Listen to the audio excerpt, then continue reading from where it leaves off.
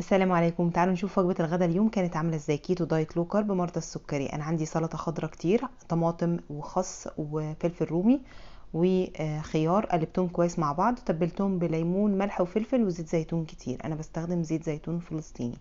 تعالوا نشوف بقية المقبلات اللي قدمتها لنفسي مع قطعة او يعني جزء البروتين بتاعنا.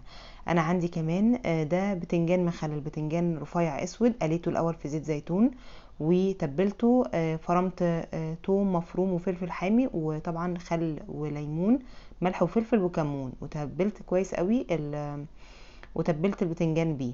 عندي كمان سلطة زبادي بالنعناع، بالخيار والنعناع، حطيت فيها توم مفروم برضو، حاجة بسيطة، وزيت زيتون كتير ورشة ملح خفيفة.